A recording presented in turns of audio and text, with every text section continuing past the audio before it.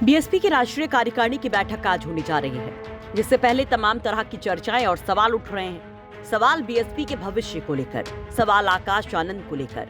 तो इस अहम बैठक से पहले आ गया आकाश आनंद का बड़ा बयान।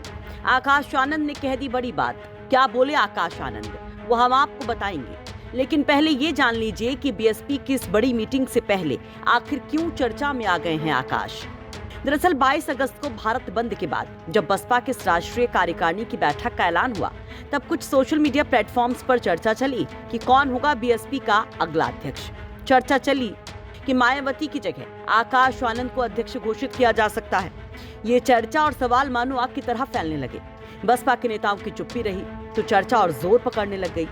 आखिरकार इस पर मायावती ने चुप्पी तोड़ी और सोशल मीडिया प्लेटफॉर्म पर अपने संन्यास को लेकर बड़ा संदेश दिया, जिस पर मायावती के भतीजे और मायावती के उत्तराधिकारी आकाश आनंद का जवाब भी आ गया।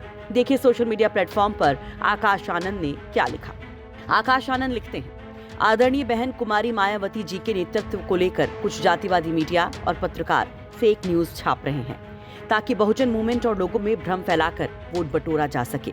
आदरणीय बहन जी ने मुझे बीएसपी व अम्बेडकरवादी मूवमेंट का अन्य राज्यों में प्रचार प्रसार की जिम्मेदारी दी है, जिसे मैं और पार्टी के स्टेट यूनिट अच्छे ढंग से कर रहे हैं। इससे डरकर विरोधी तमाम उलझुल की खबरें प्लांट कर रहे हैं। साथ ही आरक्षण पर इन विरोधी दलों की चुप्पी से SC/ST समाज बेहद नाराज है, जिसको भ्रमित करने के लिए ऐसी झूठी खबरें फैलाई जा रही हैं। तो आकाश आनंद इस तरह की चर्चाओं को घनघोर साजिश बता रहे हैं, विरोधियों का बड़ा डर बता रहे हैं। कह रहे हैं क्योंकि बेहतरीन काम से विरोधी डरे हैं। कह रहे हैं कि SC/ST रिजर्वेशन के मुद्दे से ध्यान भटकाने की कोशिश है। आकाश आनंद ने कमेंट किया मायावती के एक पोस्ट को शेयर करते हुए, बीएसपी के प्रेस रिलीज को शेयर करते हुए, जिसमें साफ साफ मायावती के सियासी संन्यास से इनकार किया गया है। कहा गया कि बहुजनों के अम्बेडकरवादी कारवां को कमजोर करने की विरोधियों की साजिश को विफल करने के लिए संकल्प हेतु बाबा साहेब डॉक्टर भीमराव अम्बेडकर और कांशीराम की तरह ही मायावती जिंदगी की आखिरी सांस तक बसपा के आत्मसम्मान व स्वाभिमान मूवमेंट को समर्पित रहेंगी। यानी कि सक्रिय राजनीति से संन्यास लेने का कोई सवाल ही नहीं।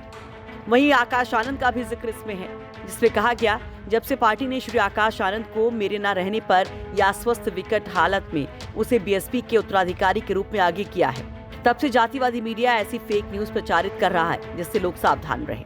आपको बता दें कि अभी कुछ दिन पहले आकाश आनंद तब भी चर्चा में आए थे जब लोकसभा चुनाव के बीचों बीच आकाश आनंद को चुनावी मैदान से हटा दिया गया था। यहाँ तक कि उनसे उनकी तमाम जिम्मेदारियों से भी बेदखल कर दिया गया था। तब तमाम तरह की चर्चाएं चली कि आकाश आनंद, जो अपनी चुनावी सभाओं में ताबड़तोड़ तरीके से विरोधियों पर हमलावर थे, जिसे काफी पसंद भी किया जा रहा था, उस पर मायावती ने क्यों बैकआउट किया। दरअसल 2023 दिसंबर में मायावती ने आकाश आनंद को अपना उत्तराधिकारी बनाया था। लोकसभा चुनाव में आकाश आनंद के भाषणों की काफी चर्चा रही और कई भाषण तो काफी वायरल हुए और काफी पसंद भी किए गए। और अचानक से बीच चुनाव 7 मई को मायावती ने आकाश को तमाम पदों से हटा दिया, उन्हें अपरिपक्व तक बता दिया। 23 जून 2024 को मायावती ने दोबारा से आकाश आनंद को जिम्मेदारियां सौंपी। अब ऐसे में आज की बैठक भी बहुत महत्वपूर्ण है। अब इस बैठक में क्या कुछ होना, चलिए वो भी आपको बता देते हैं। इस बैठक में राष्ट्रीय और प्रदेश पदाधिकारियों को बुलाया गया है, तो मंडल प्रभारी और जिलाध्यक्ष भी इसमें शामिल होंगे। जहां एक और इसमें चुनाव के साथ ही राष्ट्रीय एजेंडा पेश किया जाएगा, तो वहीं पार्टी के राष्ट्रीय अध्यक्ष का चुनाव भी होगा। और माना जा रहा है कि इसके अलावा इस मीटिंग में SC/ST आरक्षण को लेकर भी बीएसपी बड़े कदम उठाने पर फैसले ले सकती है। आपको बता दें कि कांशीराम के बाद से मायावती ही करीब 2 दशकों से बसपा की कमान संभाल रही हैं। मायावती की अगुवाई में ही 2007 में बसपा ने पूर्ण बहुमत की सरकार बनाई थी।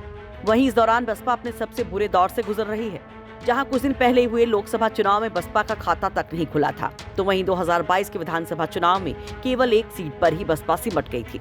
ऐसे में एक बार फिर से बसपा में जान फूंकने की कोशिश की जा रही है और भारत बंद उसका एक उदाहरण भी है कि किस तरह से लगभग 3 दशकों के बाद बसपाई नीले झंडे के साथ, बसपा की टोपी के साथ सड़क पर उतरती दिखाई दिए थे, सरकार की चूल्हे हिलाती दिखाई दिए थे।